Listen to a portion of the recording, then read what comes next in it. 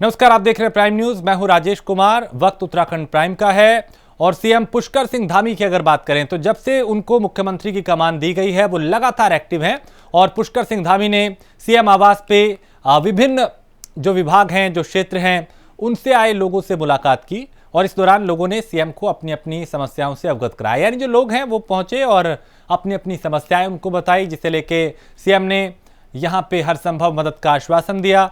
मुख्यमंत्री ने कहा कि उन्होंने अधिकारियों को ब्लॉक स्तर की समस्याओं को ब्लॉक पे और जिला स्तर की समस्याओं को जिला स्तर पे इनका समाधान करने के निर्देश दिए हैं।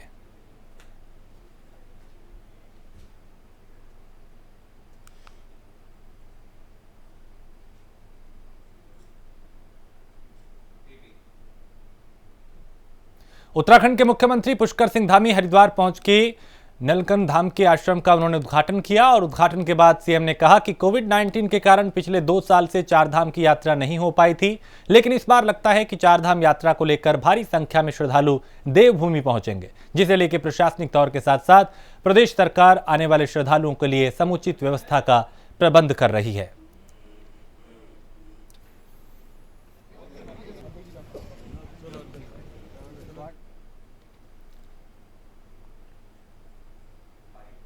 इस बार की चारधाम यात्रा में श्रद्धालु और यात्री बहुत बड़ी संख्या में आने वाले हैं। पिछले वर्षों की तुलना में चूँकि 2 वर्षों तक यात्रा चल नहीं पाई है महामारी के कारण, इस बार यात्रा अच्छी हो, लोगों के लिए सुगम हो, आसान हो, आरामदायक हो, किसी को कोई परेशानियों का सामना न करना पड़े।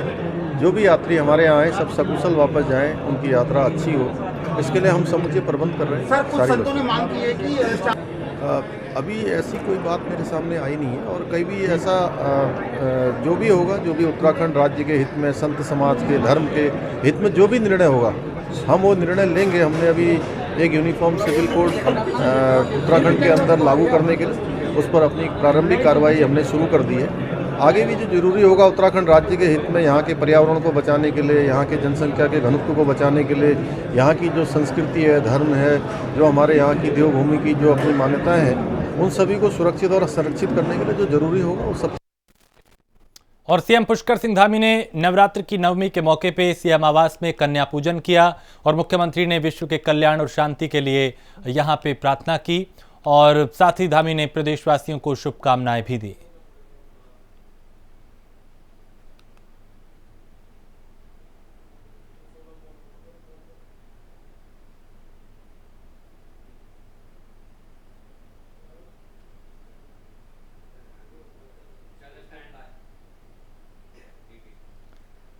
उत्तराखंड में नई सरकार के बनने के बाद आरोप प्रत्यारोप का दौर थमने का नाम नहीं ले रहा है। गुटबाजी की खबरें समय समय पर बीजेपी और कांग्रेस दोनों दलों से निकलकर सामने आ रही हैं, लेकिन इस बार कांग्रेस की मीडिया प्रभारी ने खुद इस बात को स्वीकार किया। उनके दल में 2 गुट हैं, जिसका खामियाजा उन्हें भुगतना पड़ रहा है।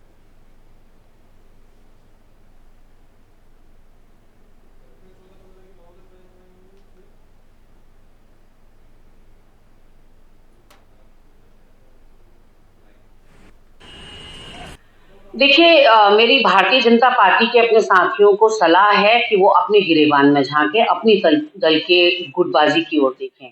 उनके अनुसार हमारे वहाँ तथाकथित रूप से 2 गुट हैं, लेकिन उनके वहाँ तो अनगिनत गुट हैं। लेकिन आप अगर देखें तो जो प्रदेश अध्यक्ष हैं वर्तमान में भारतीय जनता पार्टी में, उनके खिलाफ विधायक प्रत्याशियों ने, जो अब विधायक बन चुके हैं, उन लोगों ने मुखर रूप से जो एक झंडा बुलंद किया था, भारतीय जनता पार्टी उसी से पार नहीं पा रही है। एक प्रदेश अध्यक्ष के ऊपर भीतरघात के आरोप बहुत गंभीर आरोप होते हैं। उनकी पूरी भूमिका या संगठन की पूरी भूमिका संदिग्ध रूप से देखी गई है चुनावों के दौरान। यह अलग बात है कि सरकार बनाने में आप सफल हो गए भ्रामक खबरों के द्वारा या कोई भी कारण रहे हों, आपने सरकार बना ली, लेकिन सूबे के अध्यक्ष के ऊपर जिस तरह के आरोप लगे वो अपने आप में चिंता का विषय है। और जहां तक हमारे नेतृत्व का सवाल है तो हमारे वहां एक कार्यकर्ता कांग्रेस के झंडे के नीचे पूरी मजबूती के साथ खड़ा है। और सहकारिता विभाग की भर्ती में घोटाले का आरोप लगाते हुए कांग्रेस मुखर हो गई है। कांग्रेस के पूर्व प्रदेश अध्यक्ष गणेश गोदियाल समेत कांग्रेस के कई नेता और कार्यकर्ता कल सचिवालय में इस मामले को लेकर प्रदर्शन करेंगे। कांग्रेस लगातार इस मामले को लेकर विजिलेंस या विधानसभा की संयुक्त जांच समिति से जांच कराने की मांग कर रही है।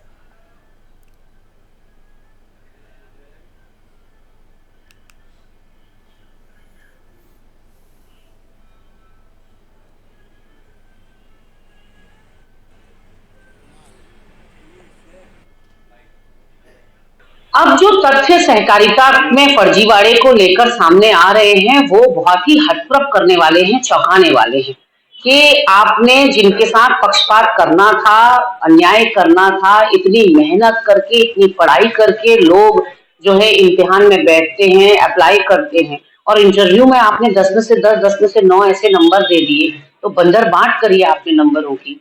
ऐसे में सवाल ये उठता है कि पिछले 5 साल भी सहकारिता मंत्री धन सिंह रावत, विभागीय सचिव मीनाक्षी सुंदरम, इस बार फिर वही रिपीट हो गए नई सरकार में। तो ऐसे में उनकी अकाउंटेबिलिटी पर सवाल क्यों नहीं उठाया जा रहा है? उनकी जवाबदेही नहीं बनती क्या? अधिकारियों और कर्मचारियों के ऊपर आप आई वॉश के तौर पर दिखाने को कार्रवाई तो कर रहे हैं, लेकिन ये कार्रवाई क्या उन बच्चों के साथ न्याय कर पाएगी जो टॉपर्स रहे हैं इम्तिहान के दौरान और वंचित रह गए नौकरियों से? तो कहीं ना कहीं ये बहुत बड़ा प्रकरण बनता चला जा रहा है और जीरो टॉलरेंस की जो माला जप रही हो उस सरकार में तो इस तरह की चीजें कतई बर्दाश्त के काबिल नहीं है। ऐसे में कांग्रेस पार्टी कल सचिवालय घेराव करेगी, सचिवालय के समक्ष हम धरना प्रदर्शन करेंगे, सभी कार्यकर्ता बड़ी संख्या में जुटेंगे और जो उत्तराखंड के युवाओं के साथ अन्याय हुआ है, उनके साथ जो धोखा और छलावा हुआ है उसके खिलाफ आवाज उठाएंगे और सरकार को आईना दिखाने का काम करेंगे, सरकार को चेताने का काम करेंगे कि वो जल्द से जल्द जो है जो आरोपी लोग हैं या जो लोग उत्तराखंड के साथ इस तरह से बेईमानी कर रहे हैं उन लोगों को चिन्हित करें और उजागर करें। कोटद्वार में एक जमीनी विवाद की शिकायत के बाद बीजेपी नेता की तरफ से पीड़ित परिवार के लिए खेतों में आने जाने का रास्ता बंद कर दिया गया। मामला कोटद्वार कोतवाली का है, जहां पीड़ित की माने तो उसके खेत में गेहूं की कटी हुई फसल पड़ी है और रास्ता न मिलने की वजह से फसल खराब होने की कगार पर है। रास्ता मांगने पे बीजेपी नेता सरकार की धौंस दिखा के जान से मारने की धमकी दे रहा है, इस तरह का भी आरोप इस पीड़ित ने लगाया है।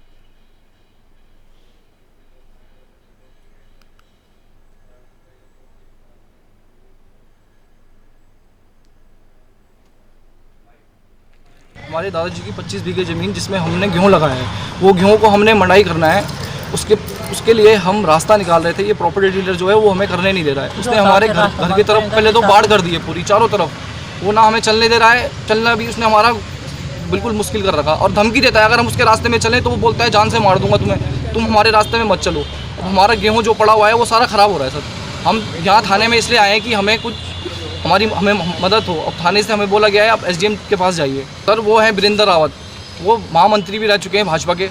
सर वो मतलब रहते बहुत दूर हैं, वो हमारे घर पे आके हमें ही धमकी देते हैं, हमें अपनी ज़मीन बेचने के लिए मजबूर कर रहे हैं कि अपनी ज़मीन बेचो। हम बेचना ही नहीं चाहते अपनी ज़मीन।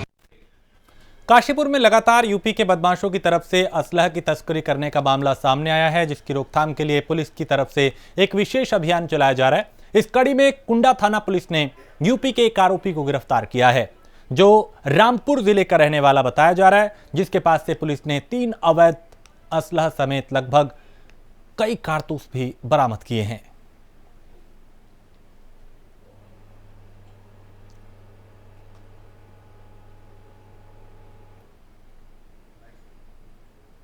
अवैध असलों की जो तस्करी होती है, इस पर रोकथाम के लिए एसपी महोदय काशीपुर द्वारा एक अभियान चलाया जा रहा है, जिसके तहत कुंडा पुलिस द्वारा 9 तारीख को एक व्यक्ति को गिरफ्तार किया गया, जिसका नाम मोहसिन खान है, जो स्वार का रहने वाला। स्वार जिला रामपुर में आता है ये, उत्तर प्रदेश में। तो इससे 3 अवैध तमंचे बरामद हुए हैं, जो 315 बोर के हैं। 13 जिंदा कारतूस बरामद हुए हैं और अभी इससे पूछताछ करी जा रही है। अभियोग पंजीकृत कर दिया गया है थाने में आर्म्स एक्ट के तहत और इंक्वायरी की जा रही है कि ये कहाँ इसको बेचता था और कहाँ से लाता था। लेकिन अभी तक की इंक्वायरी में ये आया है कि ये बेचने के लिए ही यहाँ लाया था। मसूरी नगर पालिका परिषद की तरफ से सफाई व्यवस्था को ठीक करने के लिए बीते 24 मार्च को पालिका बोर्ड की बैठक हुई थी। बैठक में अध्यक्ष अनुज गुप्ता ने क्षेत्र में सफाई व्यवस्था को बेहतर बनाए रखने के लिए एक स्वेप मशीन खरीदने का ऐलान किया था, जिस पर पालिका के मनोनीत सदस्य मदन मोहन शर्मा ने फिजूल खर्ची का आरोप लगाते हुए इस पूरे प्रस्ताव का विरोध किया।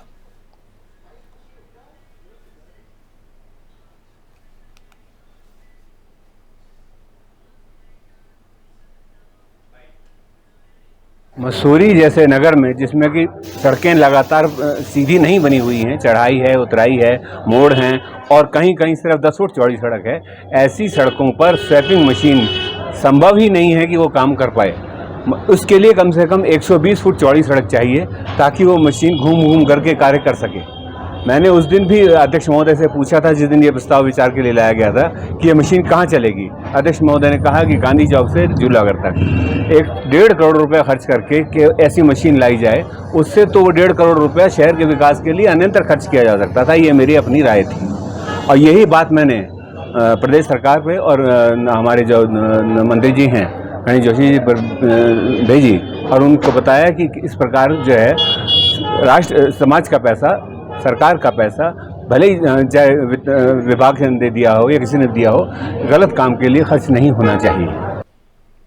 डोईवाला में राष्ट्रीय स्वयंसेवक संघ के स्वयंसेवकों ने नव स्वतंत्र चैत्र प्रतिपदा के इस मौके पे शहर में पथ संचलन किया।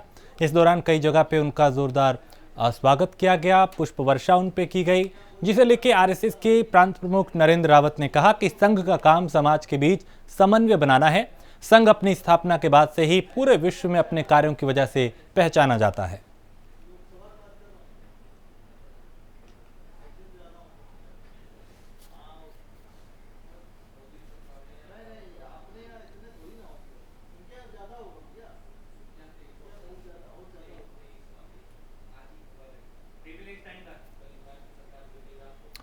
और बागेश्वर जिला चिकित्सालय में हंस फाउंडेशन की मदद से डायलिसिस यूनिट की स्थापित की गई इसमें, और इस मौके पर समाज कल्याण और परिवहन मंत्री चंदन रामदास और जिलाधिकारी विनीत कुमार ने संयुक्त रूप से उद्घाटन किया।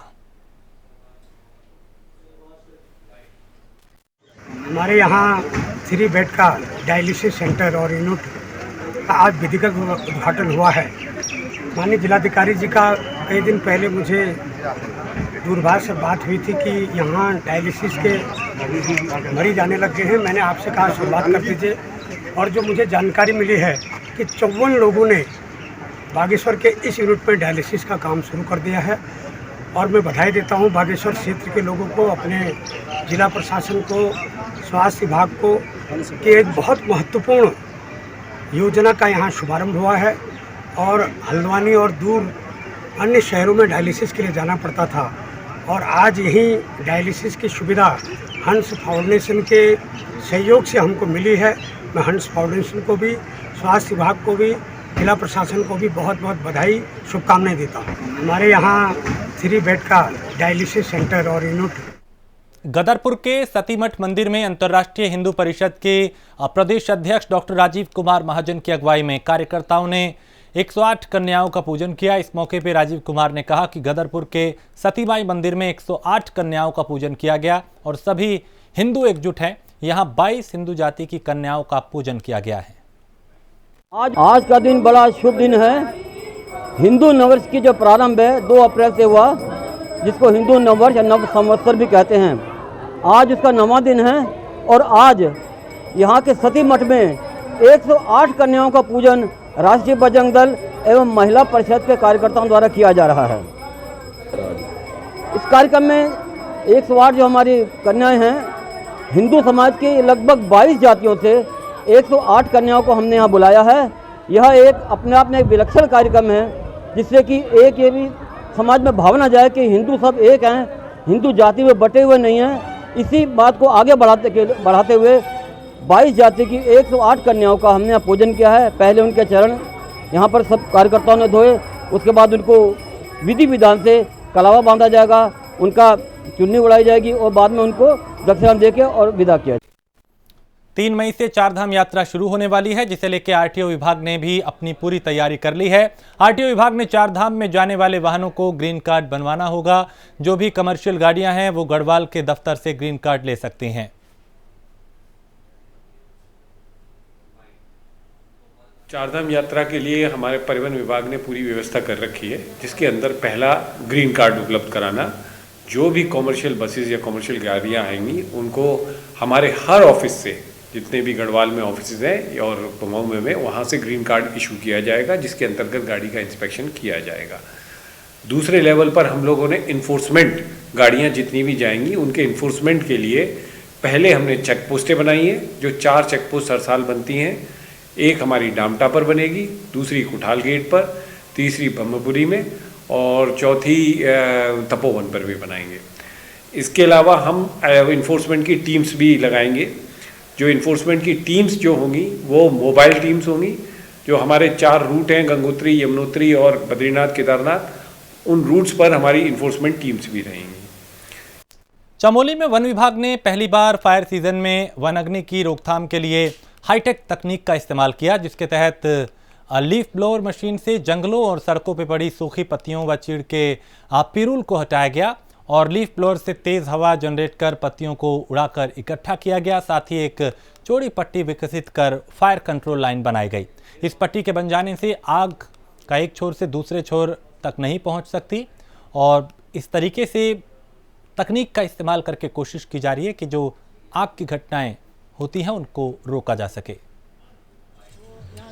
जनता को जागरूक करने के लिए सबसे पहले तो यह है कि गांव-गांव में जा करके हमारे वनकर्मी जो है गोष्ठियों का आयोजन कर रहा है और मीटिंग बैठक घोषित के वो आयोजित किया जा रहा है और ग्रामीणों को उसमें जो है मोटिवेट किया जा रहा है। वनों के दुष्परिणाम, आग लगने के दुष्परिणाम से उनको अवगत कराया जा रहा है और उनसे अपील की जा रही है कि मतलब जंगलों में आग न लगना पाए और अगर कहीं दिख जाता है तो उसको सूचना तत्काल वन विभाग को दें और यथासंभव वो भी अपने स्तर से बुझाने का प्रयास करें।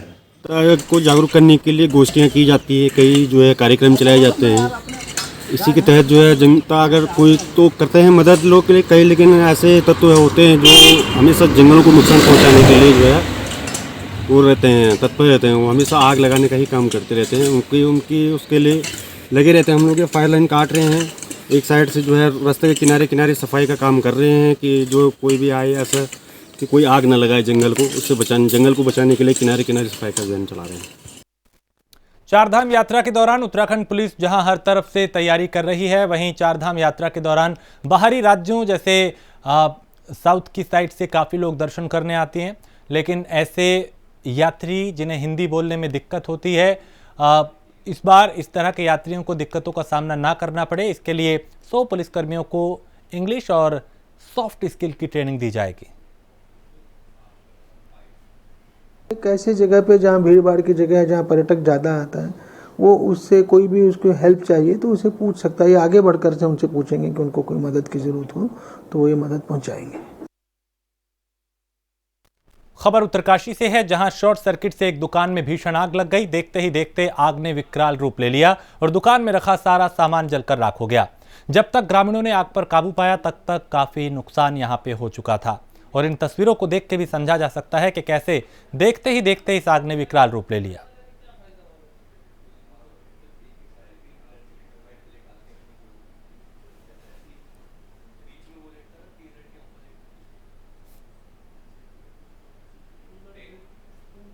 और जोशीमठ में ऐतिहासिक लॉर्ड कर्जन ट्रैक रूट पर स्थित देश के 10 खूबसूरत ट्रैकिंग डेस्टिनेशन में एक कुआरी पास ट्रैक में ग्रीष्मकालीन सीजन की शुरुआत हुई है, जहां पांगरचूला पीक पे पथारोहितों का जो तांता है वो लगा हुआ है और इंडिया हाइक कंपनी ने इस रूट पे कुलारा कैंप साइट पे अपने ट्रैकिंग दलों के सदस्यों के साथ मिलकर स्वच्छता अभियान चलाया।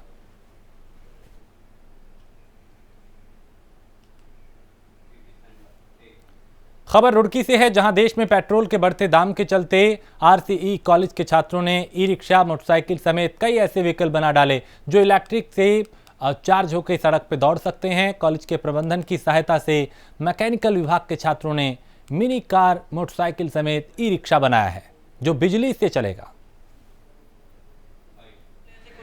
बच्चों को हमने लाइव प्रोजेक्ट्स बनाने के लिए दिए गए साथ और बच्चों ने अपना प्रोजेक्ट्स चुने। आजकल जो इलेक्ट्रिक का ज़माना है, क्योंकि फ्यूल जो है ना पेट्रोल और डीजल दोनों की पैसे बढ़ रहे हैं और अवेलेबिलिटी कम है, जो गवर्नमेंट भी आगे इस तरफ आगे बढ़ रही है। तो बच्चों को जब प्रोजेक्ट्स दिए गए, बच्चों को ये कहा गया है कि जो भी मॉडल आप प्रोजेक्ट्स बनाएंगे वो लाइव होने चाहिए, वो यूजेबल होने चाहिए। तो बच्चों ने बहुत मेहनत करी, फैकल्टी ने बहुत मेहनत करी। तो फैकल्टी ने जैसे ई मोटरसाइकिल बनाई, उसके अंदर नया टेक्नोलॉजी इस्तेमाल करी, वो बिल्कुल लाइव है। मैंने इसकी केवल ड्राइव करी है। जो ई रिक्शा जो मार्केट में है वो 3 व्हीलर है, इन्होंने 4 व्हीलर बनाई, उसमें 4 व्यक्ति की बैठने की व्यवस्था करी और जो कि 60 से 80 किलोमीटर तक चल सकती है। इसी तरह से बग्गी बनाई है, ट्रॉली बनाई है। अब जैसे ईंटों को उठाने के लिए इन्होंने एक अपरेटस बनाया है। मतलब बहुत सारे प्रोजेक्ट बच्चों ने बनाए हैं, हर डिपार्टमेंट ने बनाए हैं। और जहाँ प्रोजेक्ट कम है लेकिन अच्छे हैं। मैकेनिकल ने भी बनाए हैं, सिविल डिपार्टमेंट के भी हैं, इलेक्ट्रिकल डिपार्टमेंट है, सब डिपार्टमेंट ने अपने अपने प्रोजेक्ट्स बनाए हैं। बहुत अच्छे हैं और बहुत धन्यवाद के पात्र हैं। लेकिन इसके पीछे जो हमारे जो मैनेजमेंट है, हमारे फैकल्टी मेंबर हैं, उनका कंट्रीब्यूशन है, क्योंकि उनको टाइम टू टाइम हमने काउंसलिंग की है, उनको वैल्यू एडेड प्रोग्राम हमने कराए हैं और उनको इस तरह से हमने तैयार किया है कि वो जो हमारी इनोवेशन टेक्नोलॉजी हैं उस पर काम कर सकें। इसी कारण आज हमारे बच्चे नए नए इनोवेटिव प्रोजेक्ट तैयार कर पा रहे हैं और उनका अच्छे प्लेसमेंट अच्छी कंपनी में हो पा रहा है। यही हमारा प्रोग्रेस आगे जो हमारे जूनियर स्टूडेंट्स हैं उन्हीं के लिए भी हम यही काम कर रहे हैं कि उनको हम value added programme according to the industry, जो हमारी इंडस्ट्री है, जो उनकी रिक्वायरमेंट है, उसके अकॉर्डिंग हम उनको एजुकेशन प्रोवाइड कर रहे हैं। खबर श्रीनगर से है, जहां एक प्रॉपर्टी डीलर पे गरीब महिला की संपत्ति पे अतिक्रमण कर उत्पीड़न करने का आरोप है। जहां महिला ने प्रॉपर्टी डीलर पे उसकी जमीन और घर के आसपास मलबा डंप करने और हरे पेड़ों को काटने का आरोप लगाया है। हर जगह जा चुके हैं, सब अधिकारी के पास जा रखे हैं, हमारी कोई सुनवाई नहीं हो रही है। इसलिए हमने आज ये कहा कि हम डीएम साहब के पास जाएंगे।